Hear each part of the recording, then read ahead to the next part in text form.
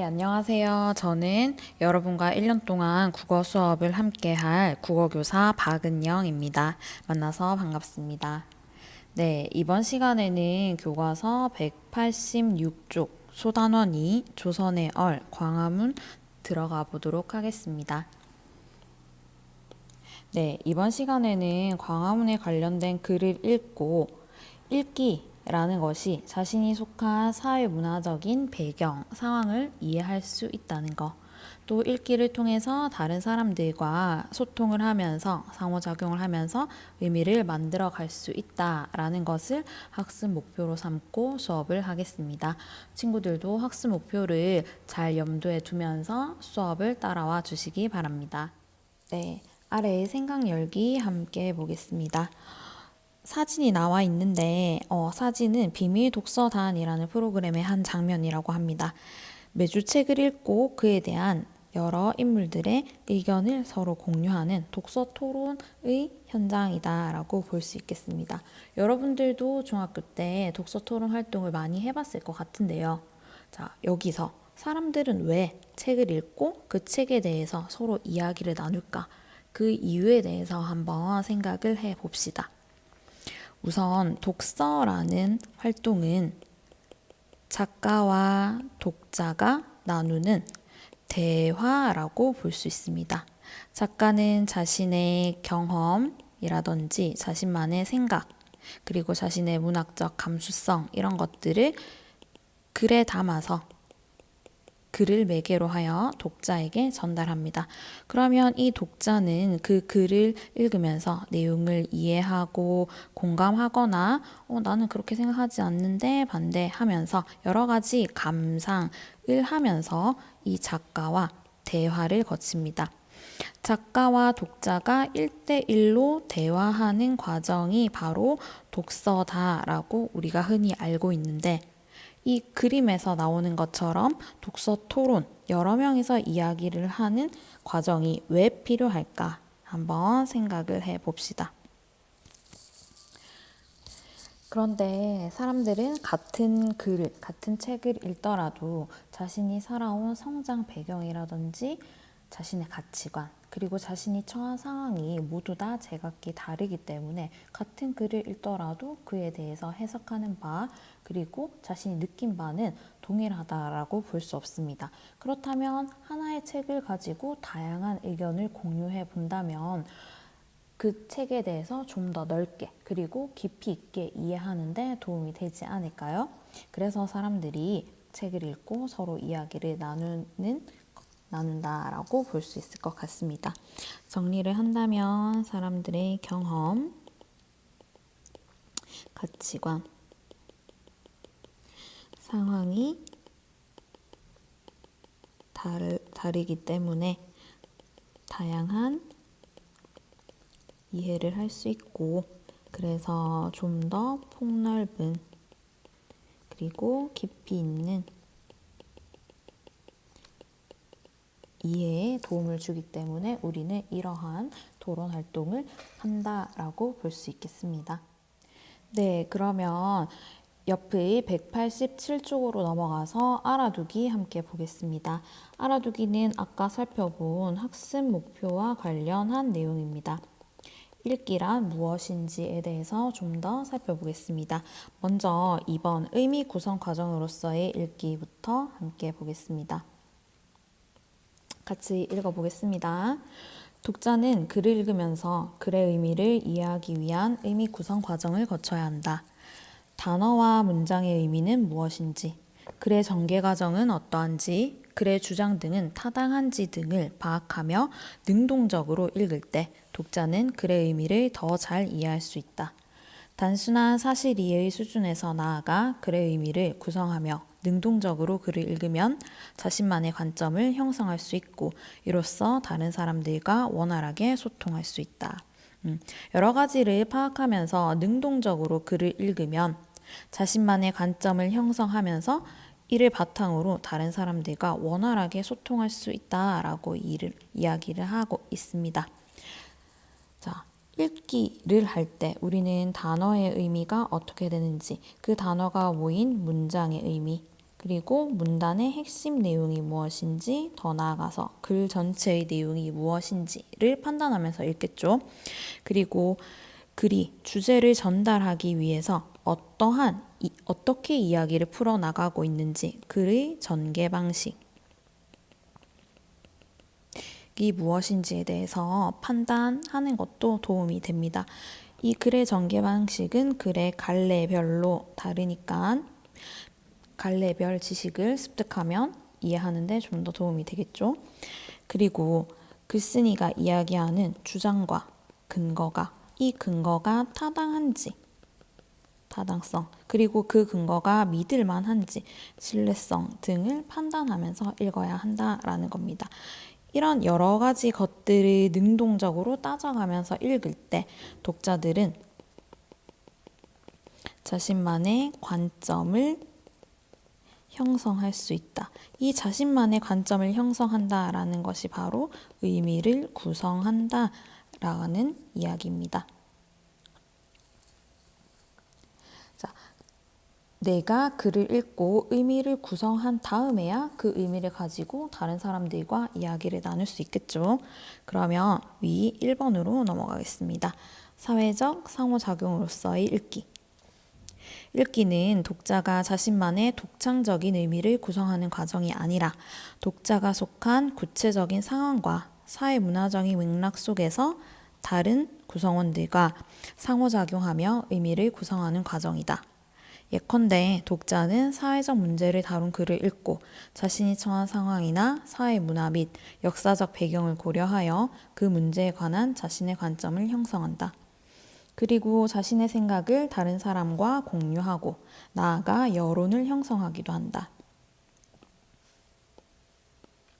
이처럼 독자는 글을 읽는 과정에서 자신이 속한 사회의 맥락을 이해하고 다른 구성원과 상호작용할 수 있다. 네, 우리 아까 전에 독서라는 것이 작가와 독자의 대화다라는 이야기를 했습니다. 작가도 글을 쓸 때 사회문화적인 배경 없이 진공 상태에서 글을 쓰는 것이 아니듯이 이 글을 읽는 우리 독자들도 자신이 처한 구체적인 상황, 그리고 사회, 문화적인 맥락에서 생각을 하게 됩니다. 그런데 여러 사람들이 같은 글을 읽고 의견을 공유할 때 독자 1, 2, 3 여러 사람들이 의견을 공유할 때 이 의견들이 모여서 하나의 대중적인 여론을 형성할 수 있다라는 겁니다. 작가와 독자 혼자서 이야기를 나눌 때는 1대1의 대화가 되지만 이러한 여러 명의 독자들과 대화를 나눌 때, 여론을 형성하는 대화를 나눌 때, 이 대화는 사회적인 행위라고 우리가 의미를 붙일 수 있겠죠. 그래서 읽기는 혼자만 의미를 구성하는 것이 아니라 사회적인 상호작용이다라는 거 기억해 두면 좋겠습니다. 네, 다음 페이지 188쪽 함께 보겠습니다. 본문에 들어가기 앞서 위쪽에 나와 있는 작은 글씨를 한번 읽어보겠습니다. 이 글은 광화문이 겪어온 순환의 역사와 광화문을 지켜내고자 애썼던 여러 언론의 노력을 소개하고 있다. 광화문이 현재의 모습에 이르기까지 어떤 과정을 거쳐왔는지 살펴보면서 글을 읽어보자.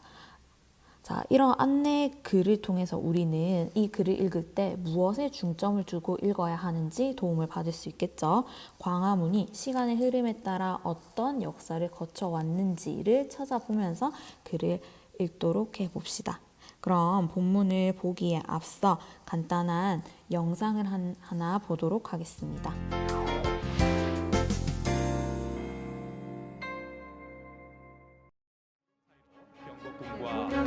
2010년 8월 15일 광복절. 하나, 둘, 셋. 경복궁의 남쪽 정문인 광화문이 다시 문을 열었다. 2006년 복원을 시작한 지 4년 만에 일반인 앞에 다시 모습을 드러낸 광화문은 1990년부터 시작된 경복궁 대복원 사업과 연결돼 있다. 그래요. 제 모습을 찾은 광화문의 현판이 제막됐습니다. 그리고 새롭게 복원 왕이 출입하던 예전의 위용을 되찾기 위해 매우 정밀하고 과학적인 복원 과정이 진행됐다. 우리 앞에 다시 위용을 드러내고 있습니다.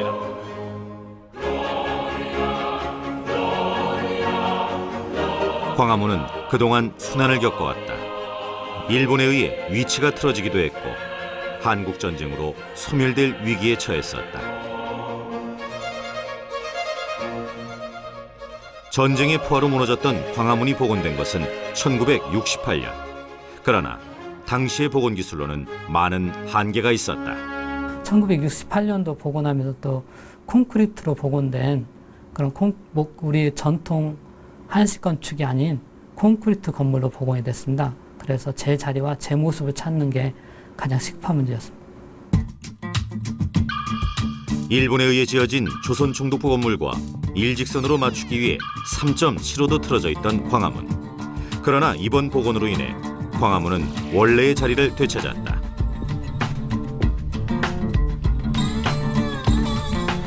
광화문의 정확한 위치를 찾기 위해 먼저 발굴 작업부터 시작했다. 기존에 광화문이 있던 위치에서 남쪽으로 약 11m, 서쪽으로 약 13m 떨어진 곳에서 옛 광화문의 흔적이 발견됐다. 이제 당시에 도로 율곡로죠. 율곡로 일부 이제 도로상에 있었던 그 위치를 발굴해 보니까 거기에 태조대 유구까지 고종 중건 당시의 유구하고 그 하부에서 태조대 유구까지 다 발견이 됐습니다. 그래서 정확한 그 광화문의 위치를 찾게 됐고요. 그 다음에 제 모습 같은 경우는 그 1900년대 초 사진 자료하고 그다음에 1923년도 그 일본인에 의해서 작성된 실측 도면이 있었습니다. 그 자료를 보고 저희가 제 모습을 찾게 된 겁니다. 조선 후기 경복궁의 궁궐 배치도인 북궐도영도. 도면에 나온 광화문은 복원 전의 모습보다 더 규모 있고 화려했다. 제 위치를 찾은 광화문의 지반 공사를 시작으로 본격적인 복원 작업이 시작됐다. 복원 과정에서 가장 중요한 것은 석재 공사였다. 5천여 석재가 단 몇 밀리미터의 오차도 없이 하나하나 맞춰졌다. 현대적인 중장비들도 동원됐지만 석축 작업이 완성되는 데만 2년이 걸렸다. 목재 작업도 매우 중요한 부분이었다. 이번 복원에서는 68년의 복원과는 달리 콘크리트를 사용하지 않았기 때문이다. 사용된 목재만 50만 재, 8톤 트럭 60대분에 해당된다. 이렇게 사용된 목재는 옛 방식에 따라 건축됐고 지붕을 제외하고는 못이나 접착제가 사용되지 않았다. 대부분 고증에 의해 옛날 모습 그대로를 따라갔지만 그렇지 못한 부분도 있었다.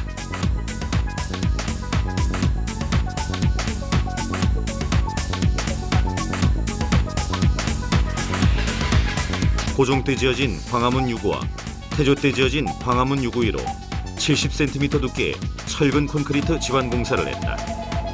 광화문 밑으로 지나가는 지하철을 고려했기 때문이다.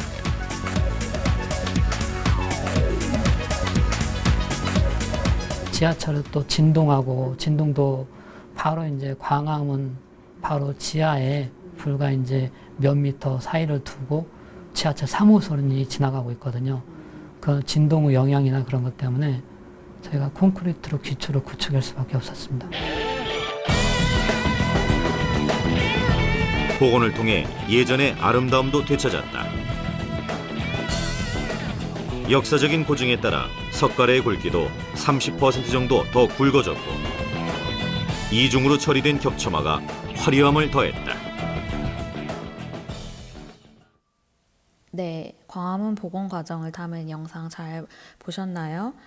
우리가 배울 본문 내용을 이해하는 데 도움이 될 것 같아서 함께 보았습니다.